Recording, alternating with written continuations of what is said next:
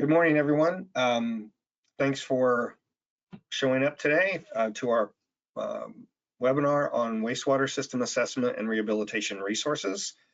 I'm Steve Wilson. Jennifer Wilson is with me today, and Hideyuki Terashima runs the day-to-day operations of wateroperator.org and is usually your speaker here. So if you're not familiar, wateroperator.org has been around since around 2009 to provide resources for water and wastewater operators, as well as to catalog all the events and training events around the country for water and wastewater operators.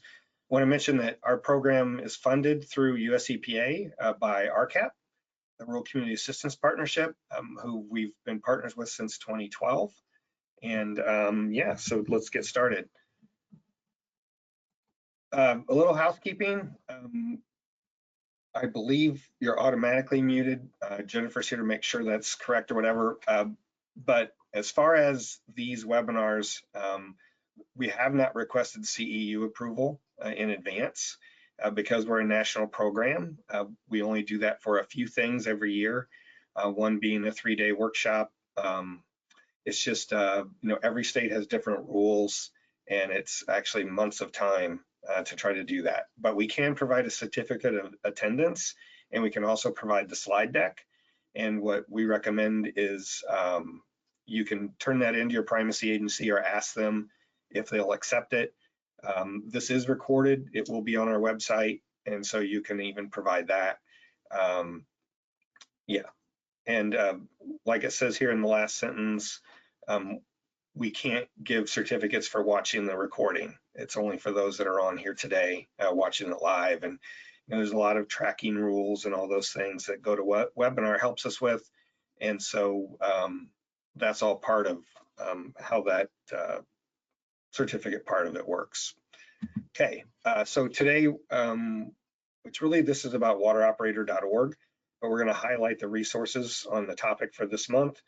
And so this is kind of the outline of what I'm going to go through today.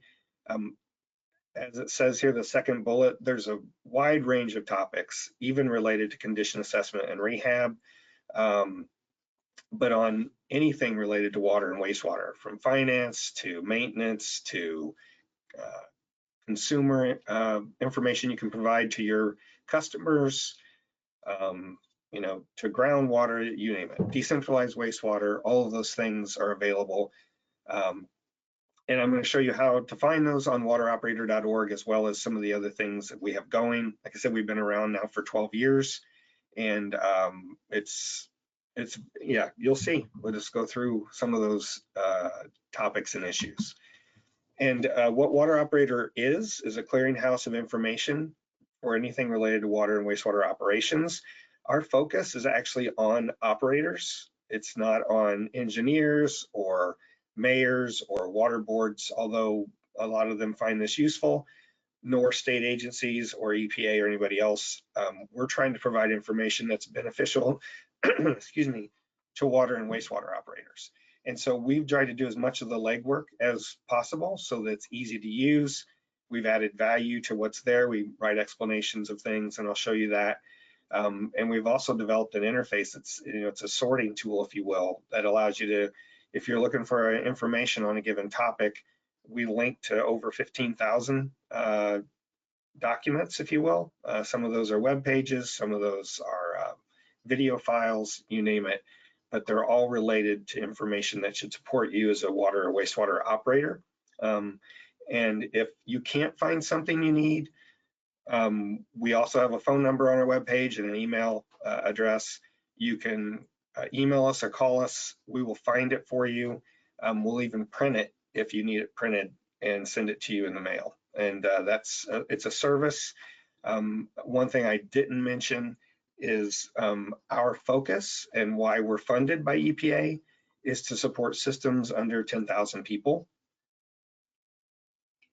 And so that's our focus are on resources to help those small system operators. And,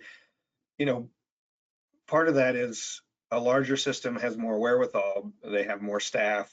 And a lot of very small systems, one person's doing the water and the wastewater and maybe several other things, or sometimes they even have a full-time job outside of their responsibilities for their community. And so those folks don't have time to go look for information or whatever, and that's why we're here.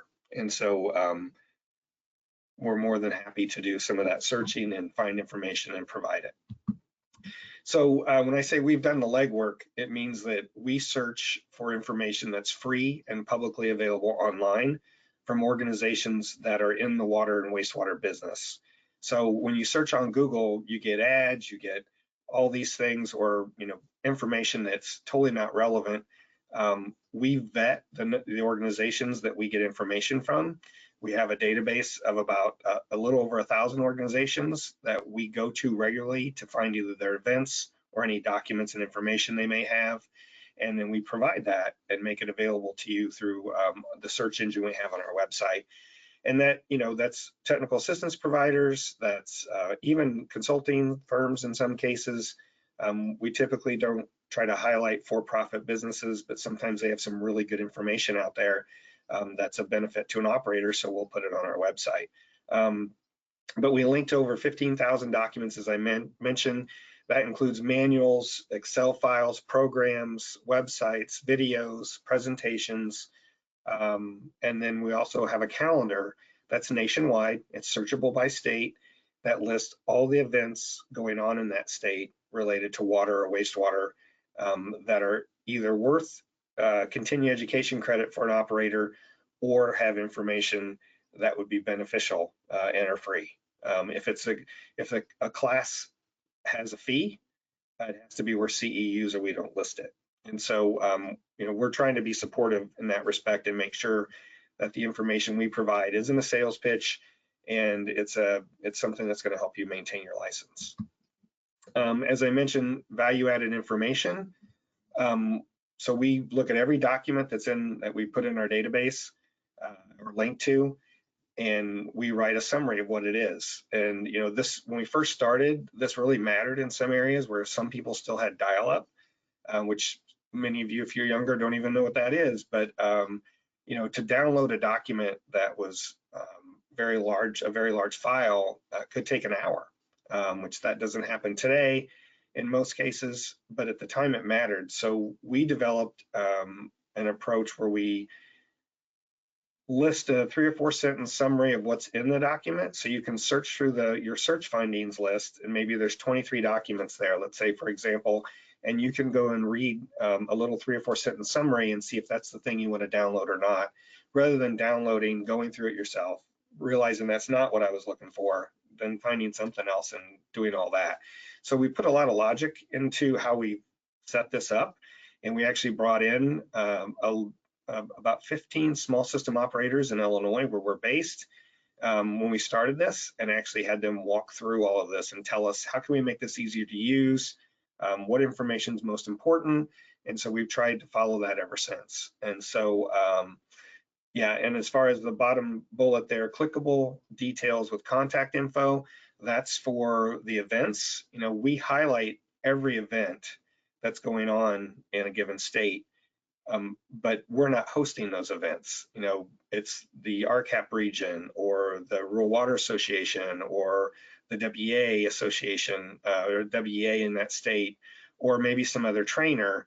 And so we're actually just trying to make it easier for you to find classes you can go to that are beneficial to you, help you maintain your CEUs, and in a lot of cases may be free.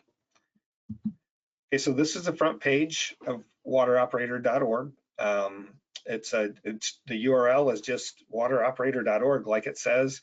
You can see at the top there's an About Us page, an event calendar, resource library, and newsletter. We do put out, and I'll talk at the end, several newsletters, some that may be interesting to you. We put a lot of effort into making sure those don't have any fluff in them, if you will, and they're all things that are useful and timely on water and wastewater operations and topics. So as we go through today, we're going to start with the resource library because that's where our documents are.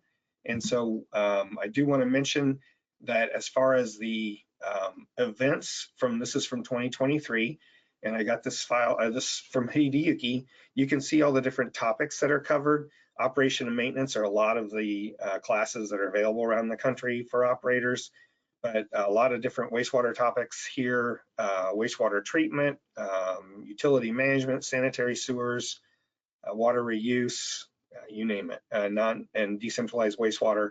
And so that's a range of the classes that are actually available, because again, we try to find every event in a given state and link to it so that you have full access to what might be available.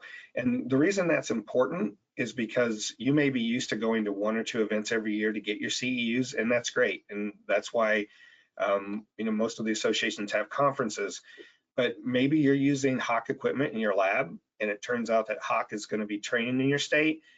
They go to the trouble of getting CEUs to do training. And so if they're training in your state, it'll show up on this calendar where you might not see it otherwise, or emergency response.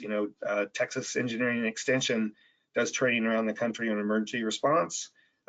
Groups like that you might not realize are in your area or doing something online that you might be able to participate in. And so we try to make sure that every event that offers CEUs in your state is listed on your state calendar. And my mouth is dry today, and I apologize. So I'm gonna take a break here every so often and take a drink. So just be aware.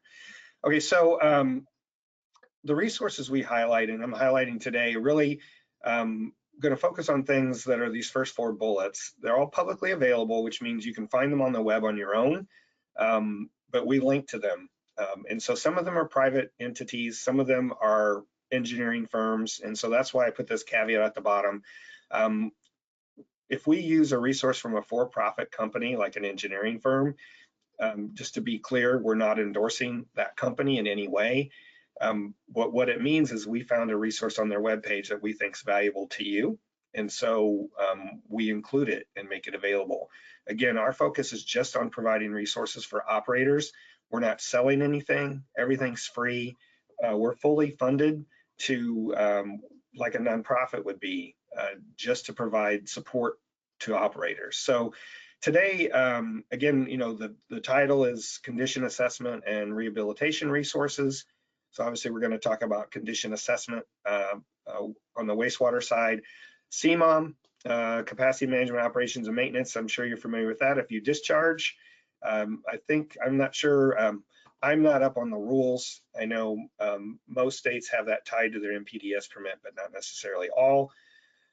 Also resources that support rehabilitation, and I'll just go through some of those searches and results that we have for information on our website.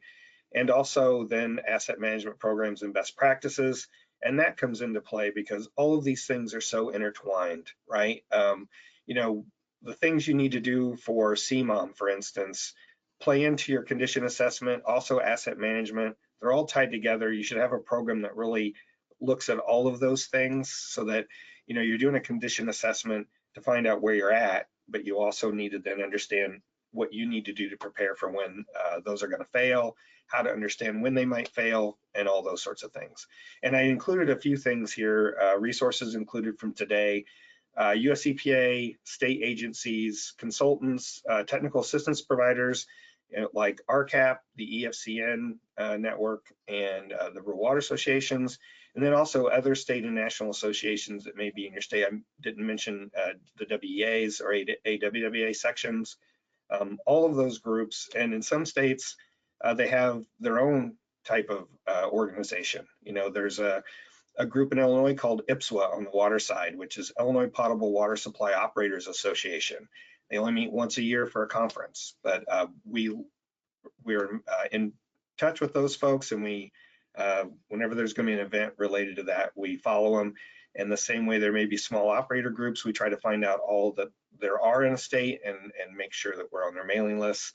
One thing I will say, if you find that there are resources we're missing or that you know of, for an example, in preparing for today, NASCO, the NASCO scoring system for pipes, I don't think that's in our webpage, or it's on wateroperator.org, but it will be in the next week or so, since we've uncovered that. And you know, if you find an organization that you think we should be highlighting because you use them, let us know.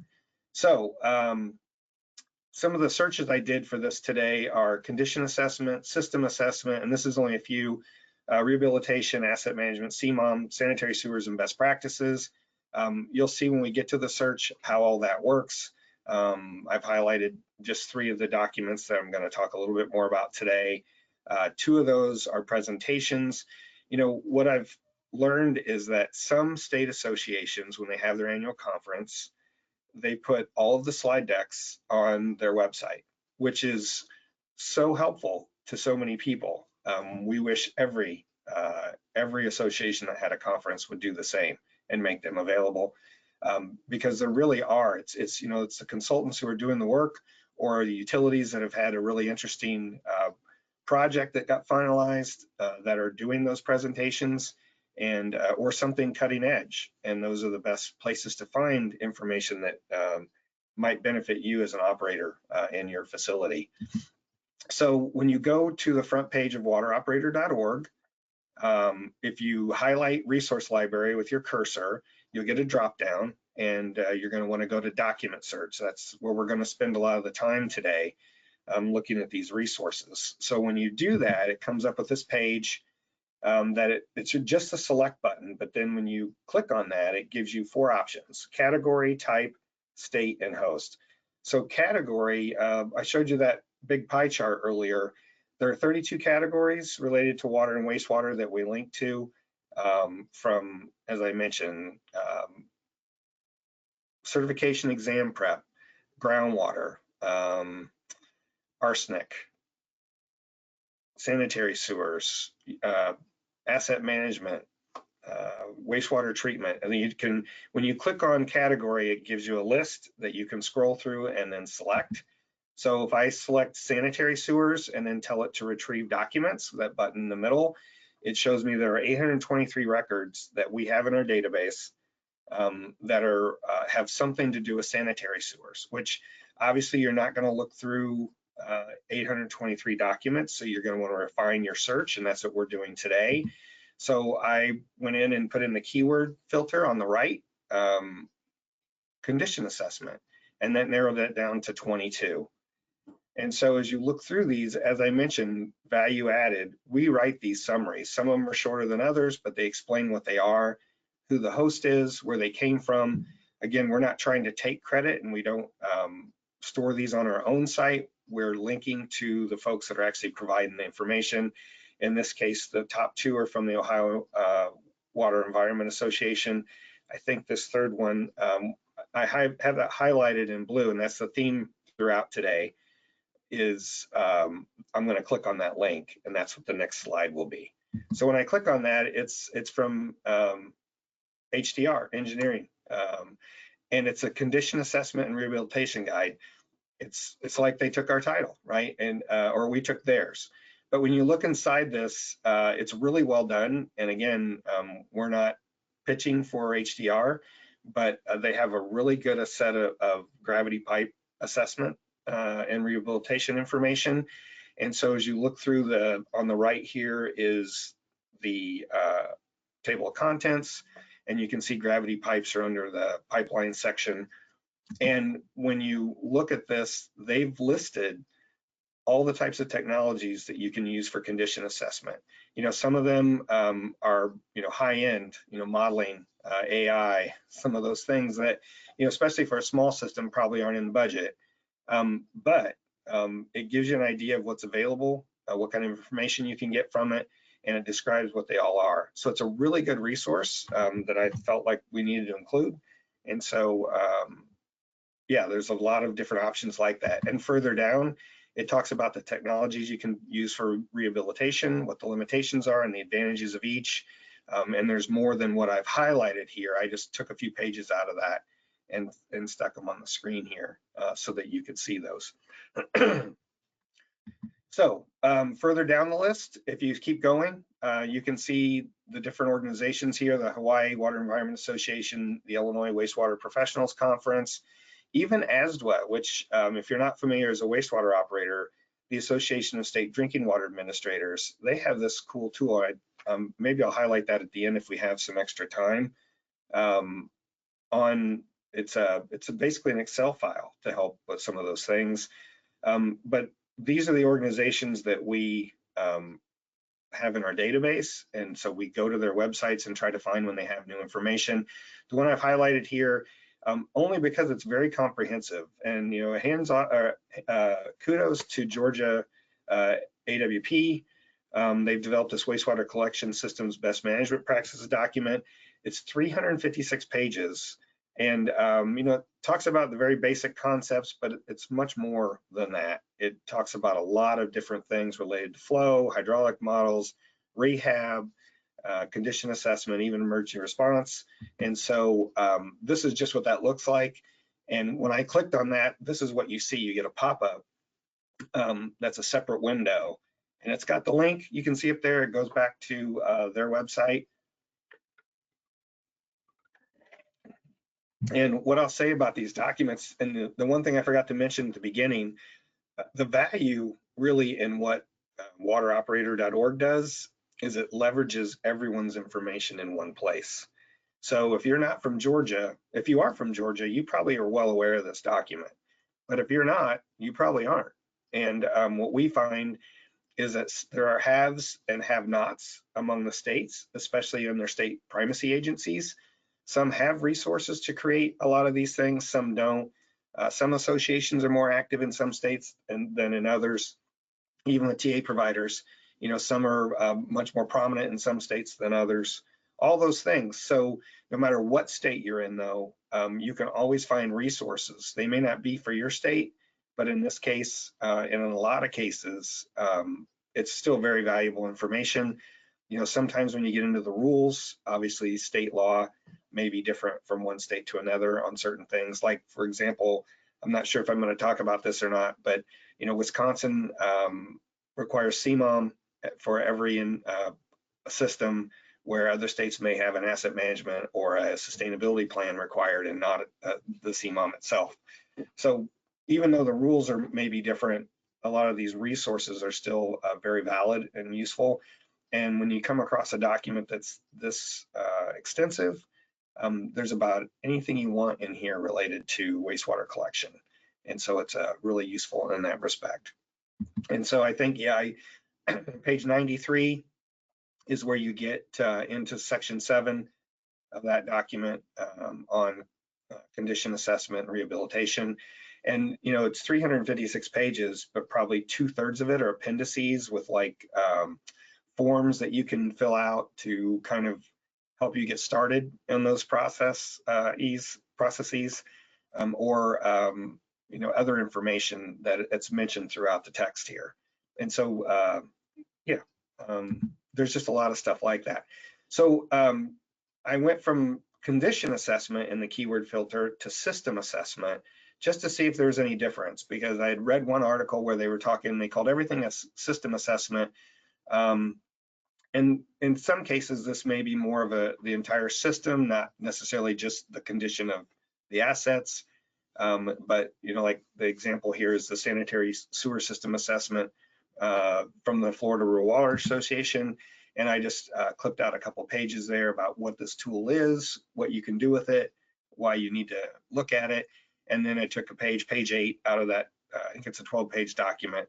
Just, it's a checklist of things, and there's several like this that really help you understand all the things you need to be thinking about when you're going to do either condition assessment or cleaning, or start looking at some of the asset management side of things on time to failure, or when to replace or when to maintain versus replace.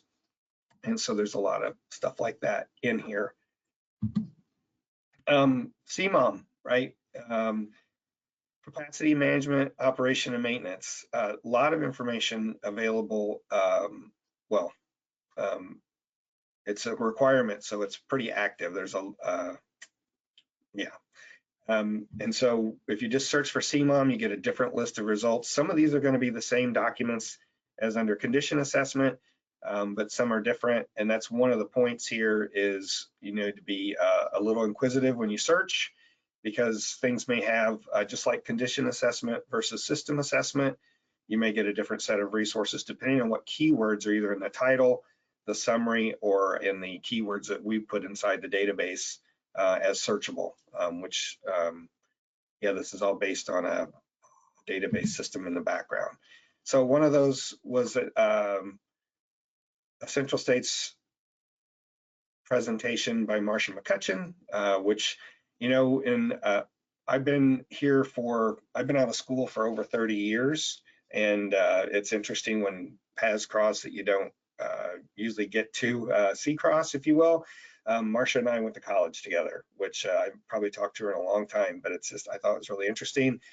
We're still kind of in the same business, but she did this presentation about what the NPDES permit requirements are, and this is based on mostly Illinois in this case, but it was given at a Central States event, and so you can go through this list along with others and some of the documents from EPA to better understand what all the requirements are, as well as what you know, best practices there might be as you're developing your plan and your system. And I just want to mention that one of her slides had that 48% of all the overflow events were from blockages. And I'm sure if you've been in the business a while, you've had that happen. But it, yeah, she went through a lot of research. It's a much longer presentation than what I'm showing here. But again, we're just giving examples today. So if I add sanitary sewers, it reduces that number down a little bit so you can refine it. You know, in some cases, this went from 35 to 27, but in some cases it may go from 120 to 30, you know, and that's much more manageable. And you can look through these again and decide which ones you want to look at. You can read the summary. And so, you know, this one, I just included a couple of slides. One, it talks more about capacity evaluation and all the things that entails. You know, some of the quick things you need to include in your management, operation, and maintenance plans, as well as in rehabilitation, with the point being to reduce those overflows and infiltration issues that you might have. And so, yeah. Further down, how to develop your collection system maintenance system program. This is at the Ohio Water Environment Association. You know, more defining what it is, why it's useful, and in this presentation, we also talked about how to include it in other parts of your program. You know, especially asset management. Some of the things, and this is Ohio RCAP, but some of the things they did in the day, like using cups, which, you know, some folks are still using for small systems. It was a great asset management system in its time, as well as, you know, some of the other things you can do, and O&M best practices. So going through these, and they list some of the documents that are available from EPA and other sources, it gives you a good idea of where you can find more information, as well as finding other topics to search on. And I will also say that some of these PowerPoint presentations that you find, like this is Ohio Water Environment Association, they actually have clickable links in them to a lot of these documents. And so the folks that did that really were providing a great service, because it's a lot of good information. Okay, if I look at rehabilitation, it shows that under sanitary sewers, if I didn't search under sanitary sewers and just said rehabilitation as a keyword, there'd be a lot more records, and they'd be on a lot of different topics besides wastewater. Just because you know, there's a lot of things that require rehabilitation. Could, you know, even for a pump, or bad example, but for yeah, just there's a lot of things in our fields related to that. So when I did sanitary sewers and rehabilitation, there were 71 documents that showed up. The Wauwatosa lateral rehabilitation pilot project, I meant to use that as an example, and I apologize for not. We've got some information here. Where we work at the Illinois State Water Survey on the campus at the U of I, we're 129 years old.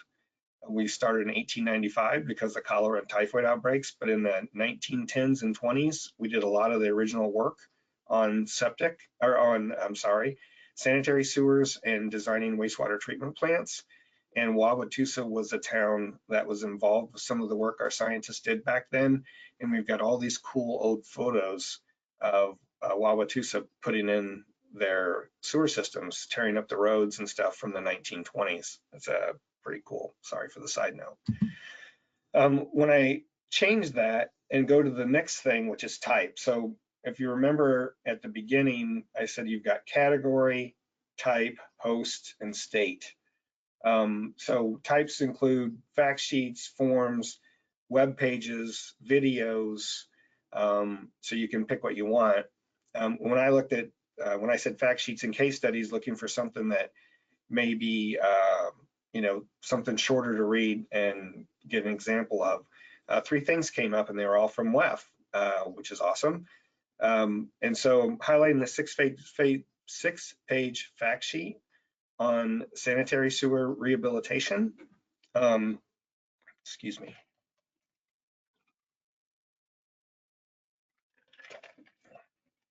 And I'm going fast. So, okay. And when I click on that, this is a 6-page fact sheet that's available at WEF. It's again publicly available.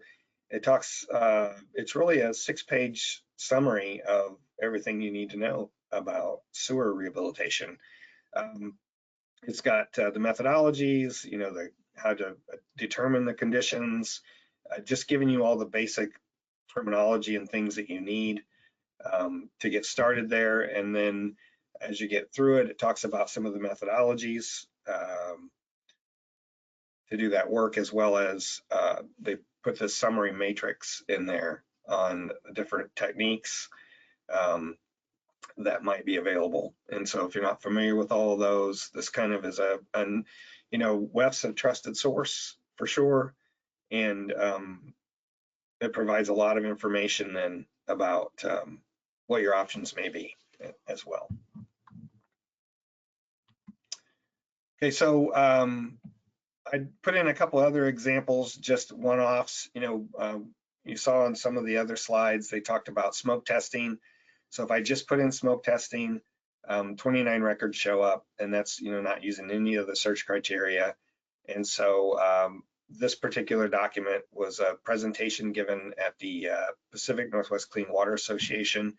And when I clicked on that, it's a PowerPoint. I highlighted a couple pages, mainly just because this was an interesting photo.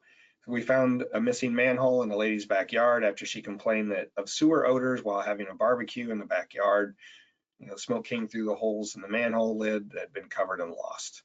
And so, these things happen more often than folks realize, I think. And it's just an example of, what can happen when things aren't maintained or there's not an inventory of all those and they're not being checked and some of those things. Another topic that came up in some of the presentations I looked at were about useful life and determining useful life of assets. So if I just put in remaining useful life, 2 things came up. And I thought I included one of those. I guess I didn't.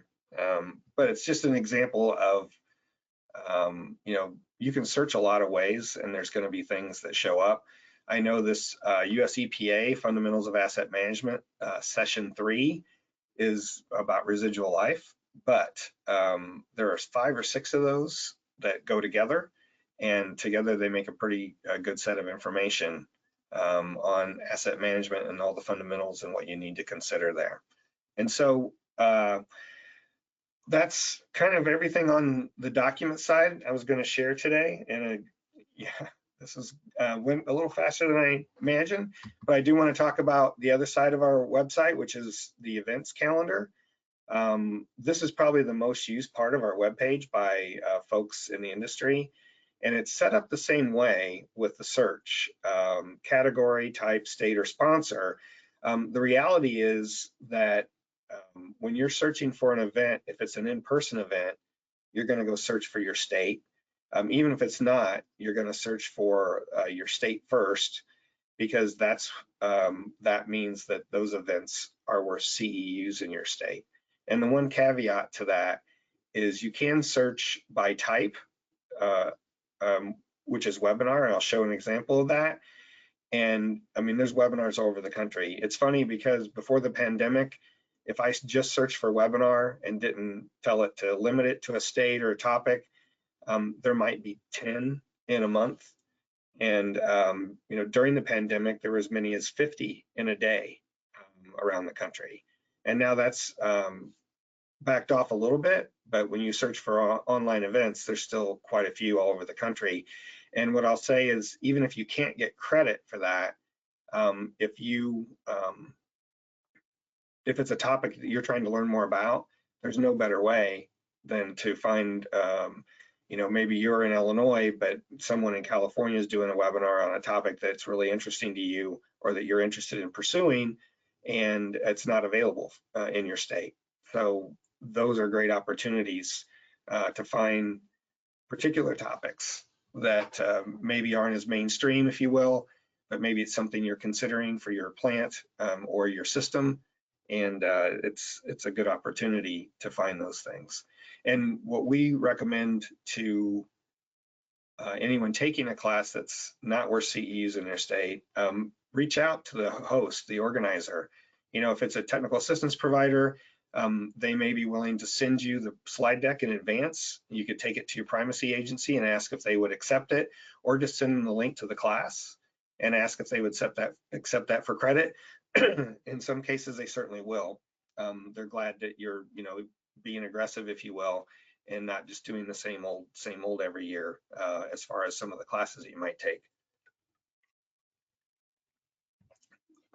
So I'm going to search by category first, but in the end, like I said, we'll go to some state searches because that's probably where most of the time you're going to go. If you're like me and prefer to be in a in-person class, that's for sure. So when I typed in condition assessment on the calendar, obviously what we're doing today, WOO, stands for wateroperator.org. That's our little term for it. And so our event showed up. If I click on that, it shows you the information. Whoever filled this out, my staff didn't bother to, it's not worth credit, but we probably should have put our name in there. But anyway, it's got a link to the register. If there's any more information related to it, if there isn't, there's just not. It says non-specified, but it gives you some idea of what the webinar is going to be about. And so you can search for wateroperator.org as one of the hosts or sponsors too. But if I'm looking at August, and if I want to look to see if there's anything else in September, October, or further, there's this button here that's view list, and that gives you a list of everything in our database beyond August as well. So when I click on that, it gives you this pop-up that's a separate list.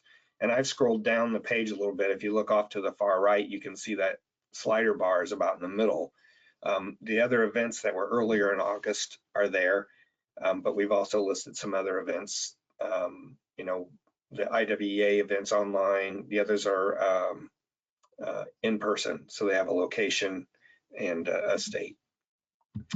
Same thing, if I say rehabilitation without any other caveat, without saying sanitary sewer or wastewater or anything else. NUIPIC has an event. If you're from the Northeast, you know who NUIPIC is. I don't remember exactly what the acronym is, but they are a wastewater training provider for, I believe, 7 of the Northeast and New England states. And they're actually state contracts for a bunch of the states up there, and they provided the majority of the wastewater training in a lot of those states, maybe all of it in some. And so when I clicked on this event, and the reason it only has the acronym and not the title itself is because when there's more than 3 or more, we just list the acronym, and otherwise this calendar could get pretty busy, and we're trying to avoid that. So you can click on that and see what it is, or you could even go up to the select button, which I should have done for this example, and you can say host equals NUI pick, and all the rest would have disappeared except this one. But you can see under rehabilitation, there's a wide range of topics from different organizations. And when I click on that, so this is collection system exam prep. So it's worth 12 TCHs, and here's the states listed at the bottom: Connecticut, Maine, Massachusetts, New Hampshire, New York, Rhode Island, and Vermont. And who to contact. There's a link to the actual event registration, and then we've written in basically the details so that you understand what this is. And it's a prep course for an exam in this case. But this is a pop-up, and so there's any event you click on, something similar to this is going to come up. And if I say view list, again, we looked at rehabilitation, and so here's the list of all the events, at least for mostly in September and October, related to rehab. And you can see well and pump operations, water distribution, and sewer collection. There's a wide variety of things. And again, a couple of these, looks like 2 of these are online, or 3 of them. And so those may be an opportunity no matter what state you're in. And like for this NESAT Sewer Cleaning 102 that's on September 12th, when you click on that, it'll tell you what states it's accepted in. There's a few trainers that train all over the country, and maybe have 8 or 10 states where they get credit, and those will be listed. And they should show up in that state if they are. As I mentioned, most of the time you're going to look by state if you're trying to find an event. If I do nothing but search by state, like I searched for Michigan here, you're going to see a list of all the training that we see in October, in August, both water and wastewater related for Michigan.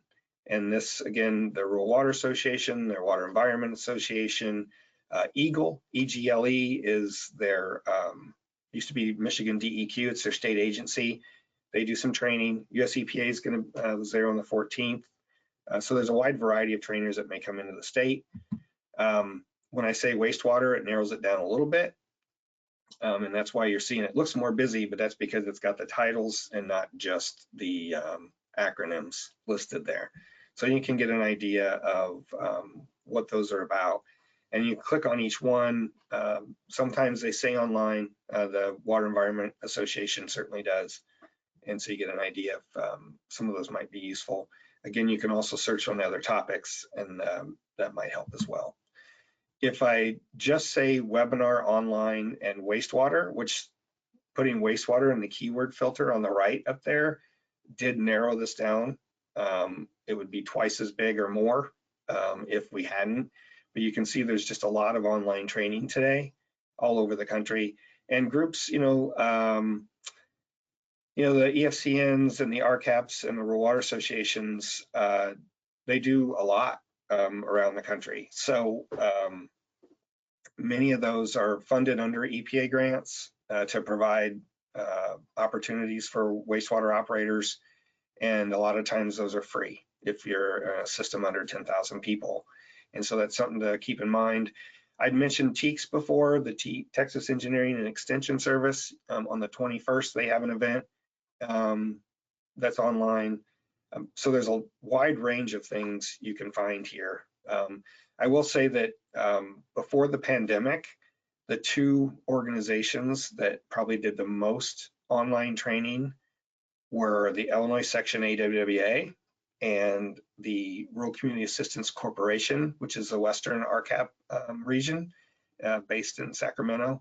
They were doing a lot of online work before almost anybody else was. And it was interesting to watch how everyone caught up and developed those skills as trainers as time went on during the pandemic. And but you can see there's a wide range. I guess the bottom line here is most groups now have online events, and you could search. You can narrow this down further by clicking on select in the second box and picking a category like sanitary sewers or for certification exam prep, for example, or whatever it might be, which I guess I did. Yeah, so when I click on sanitary sewers boy, excuse me, as a category, that obviously narrows that list down a lot.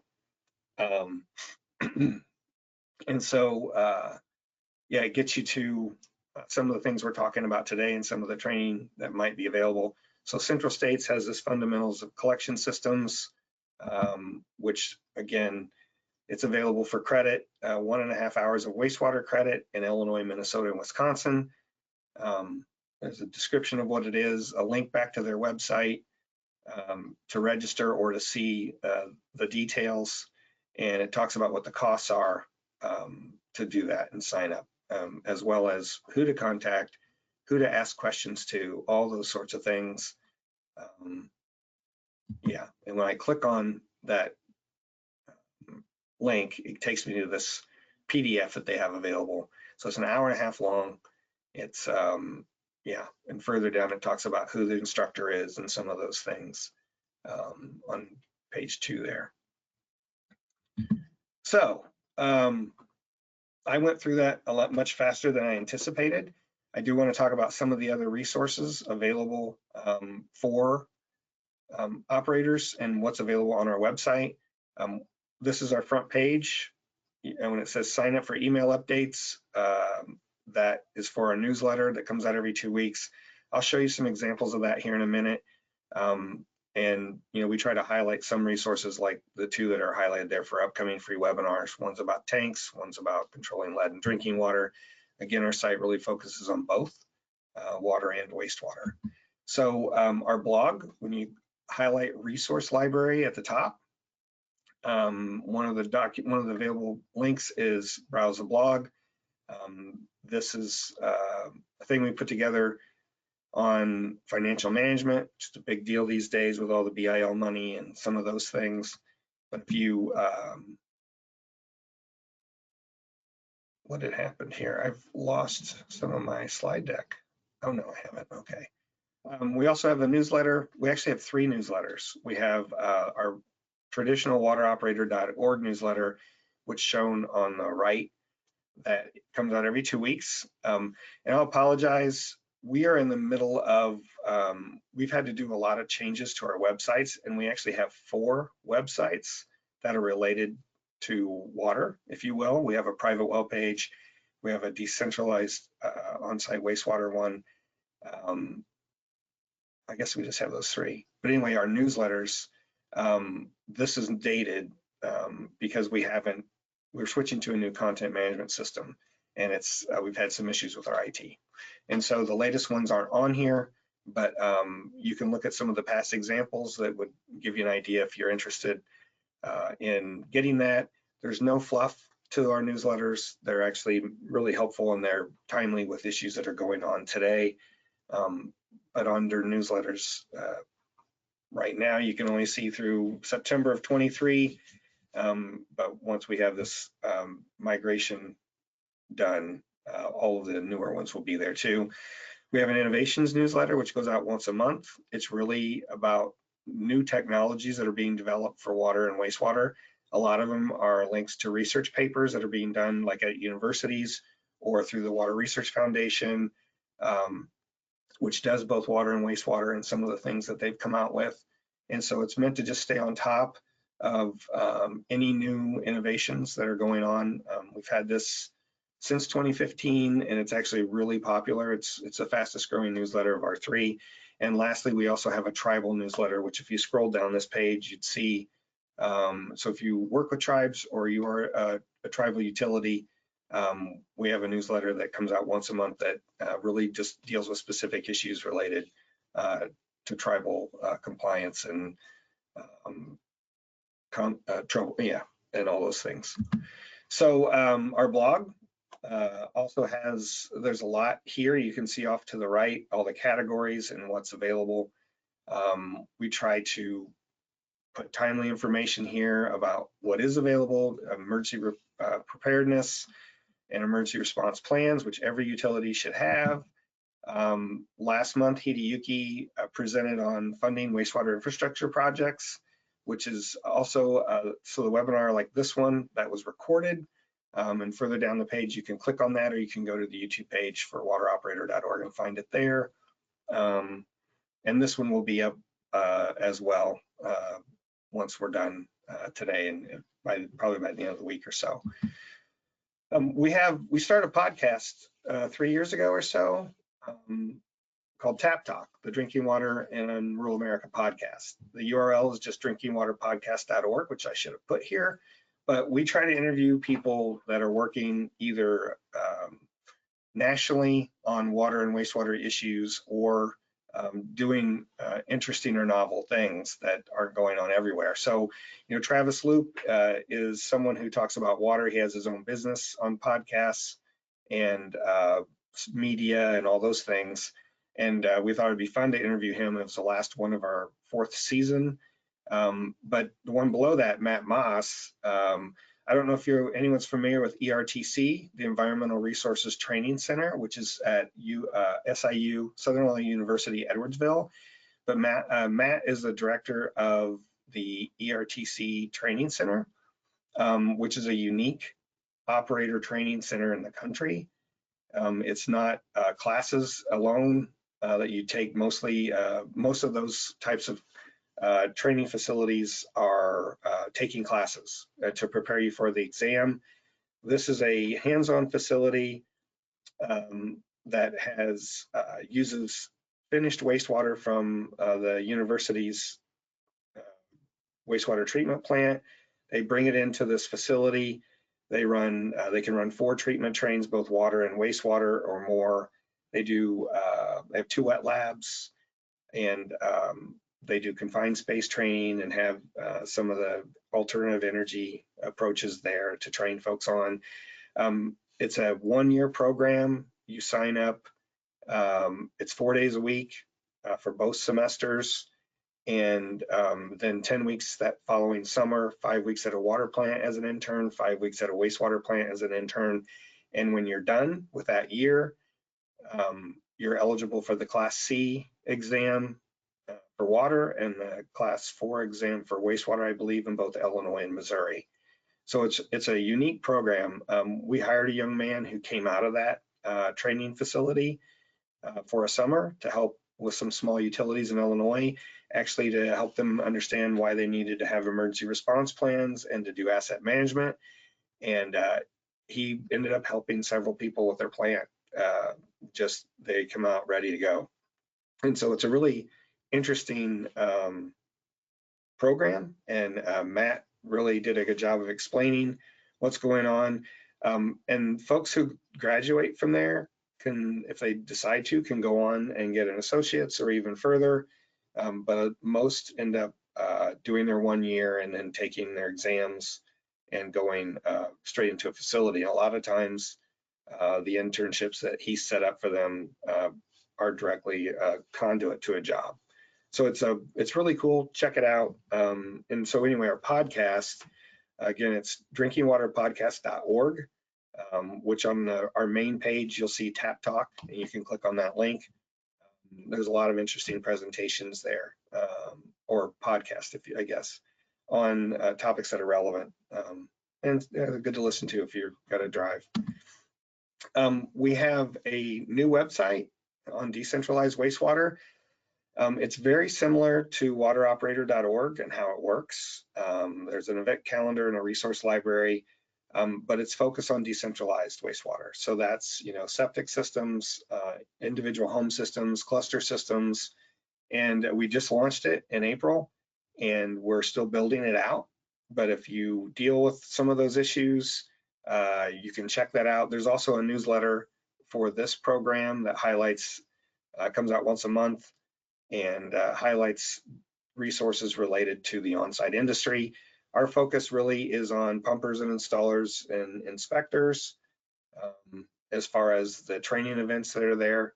And so if you happen to have one of those licenses, there may be events that we list for your state. You probably already know where they might be.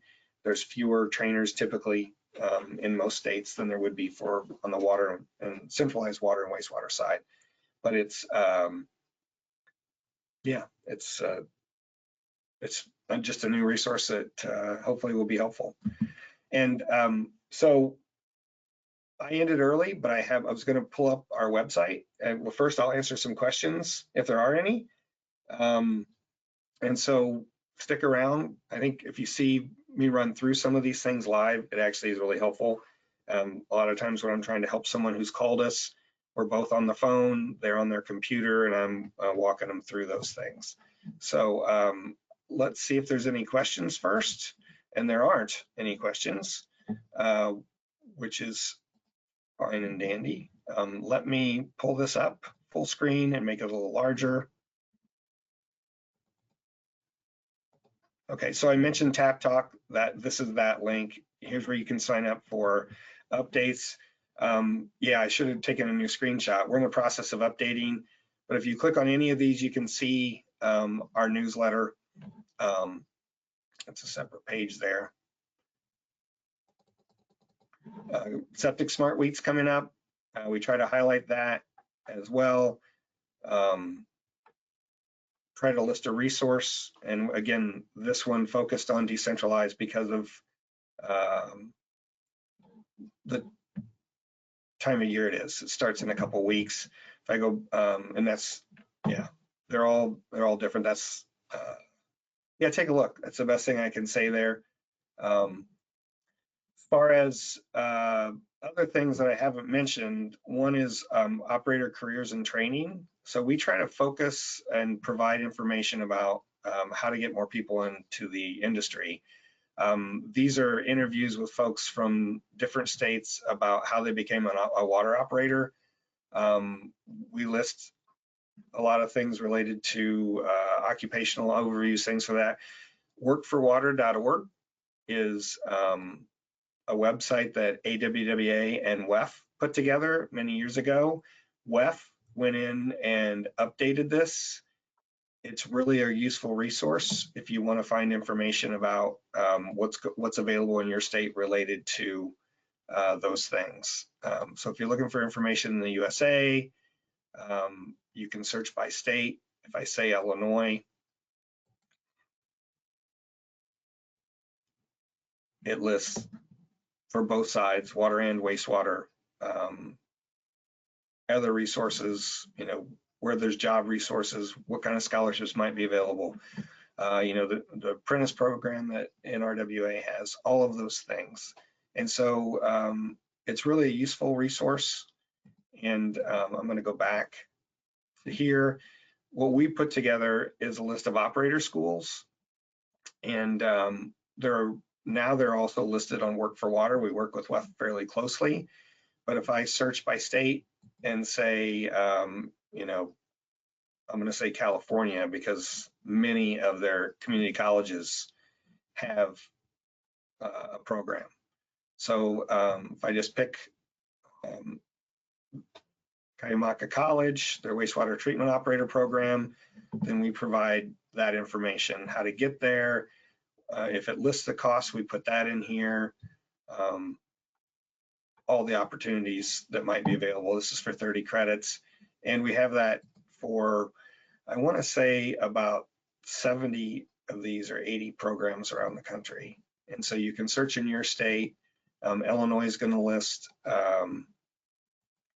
ERTC, and under the wastewater quality control operation program, you know, it's $9,900. Matt Moss is a person you contact. There's a link to all that. As I mentioned, it's 4 days a week, Tuesday through Friday.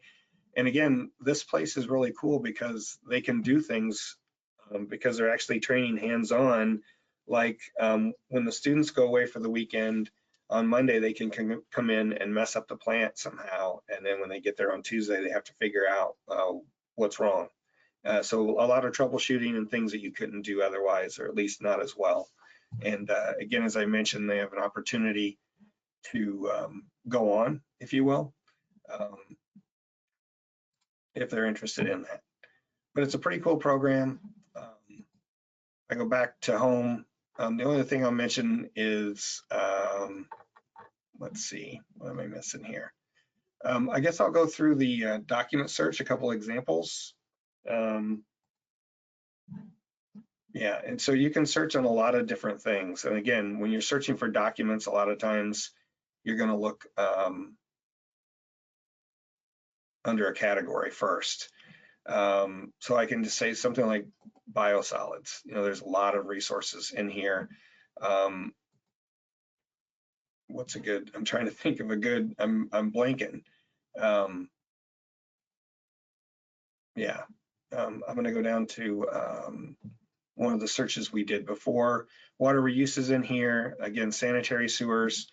There's a lot of information. But if I say smoke testing, for instance, it'll pop up and there's 19, and you can go through these and you can see the different folks that are there. It pops right up and provides a summary of each one.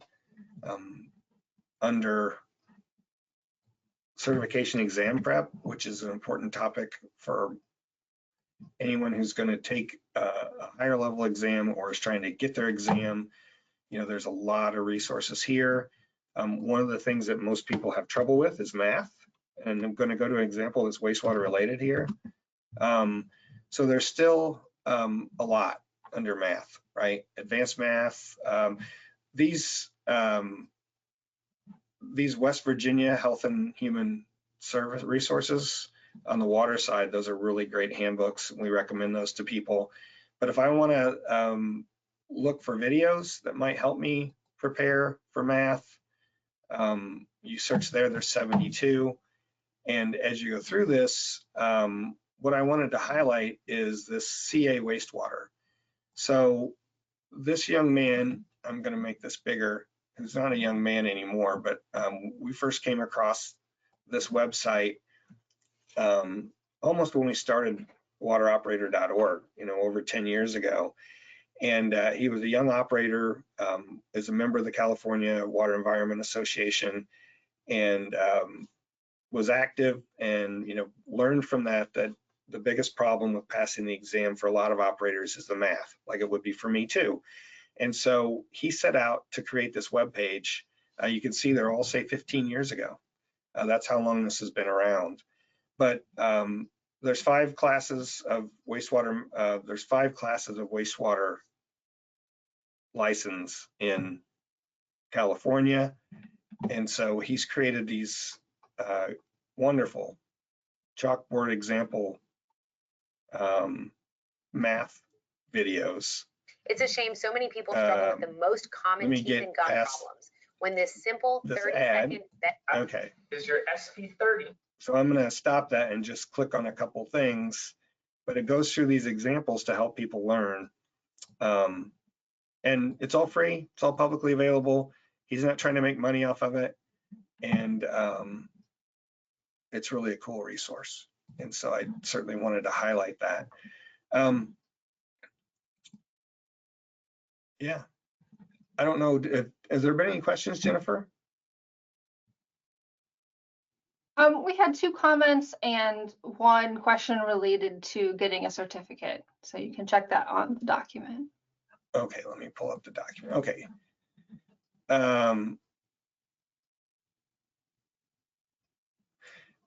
So for the first comment there, I assume you've talked to like RCAP about that issue.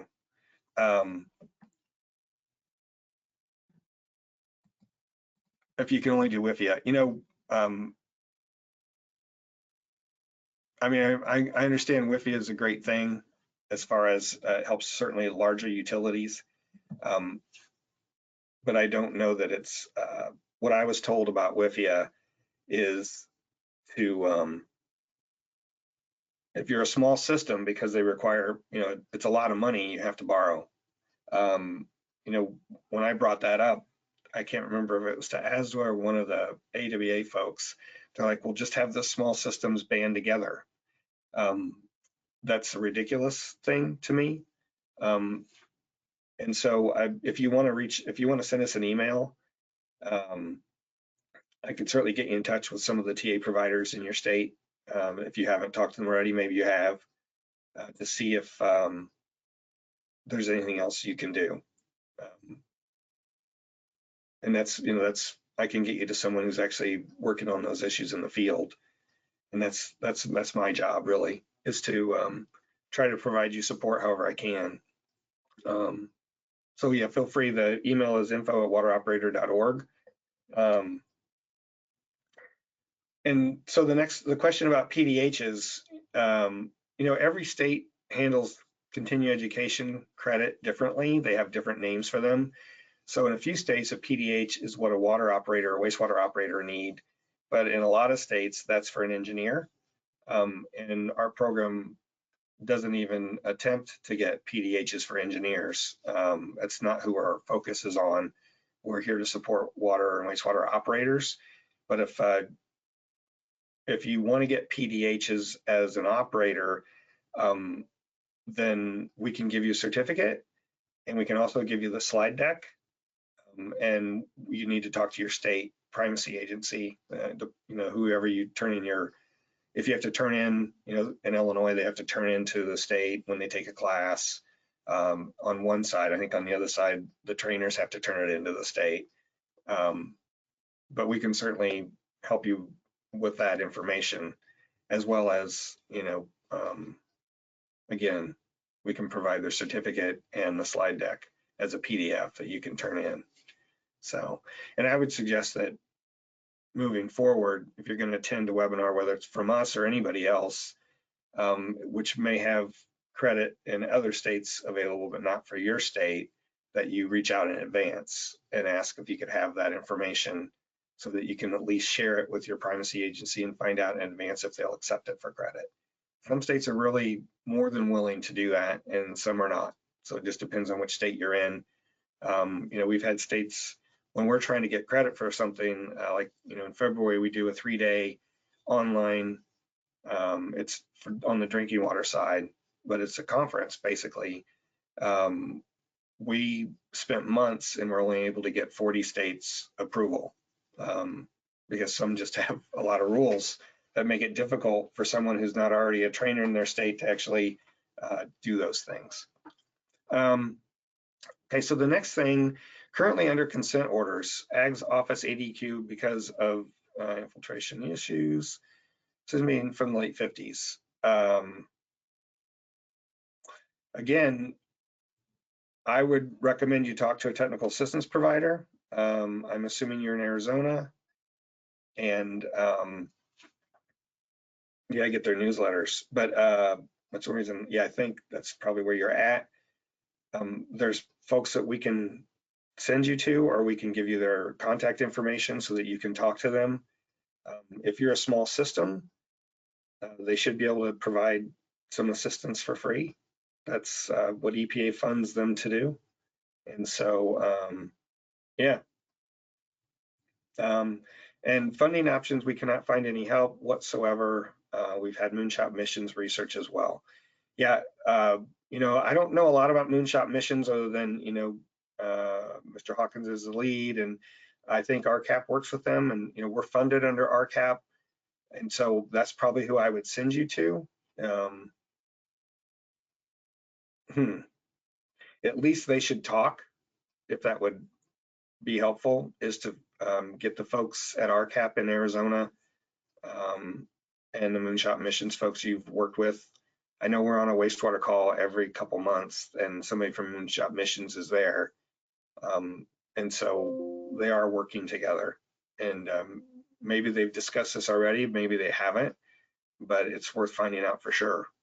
So, okay. Well,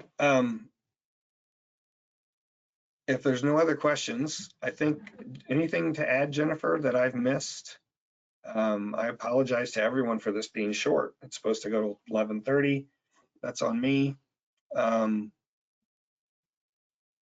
This particular individual is in Arizona and commented that EPA has not been able to help them as well either. So wrong one. There's a lot of different configurations of your particular community's status and all the funding issues. Hopefully there'll be a development soon that will get them on their way. Yeah, and I would still say email us, and I can at least ask. Sounds like that you've already had a lot of people go to bat.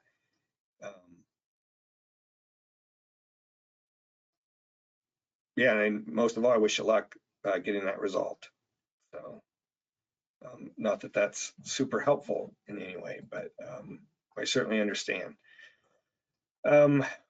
If you're also a drinking water operator, we do have a groundwater and well care class.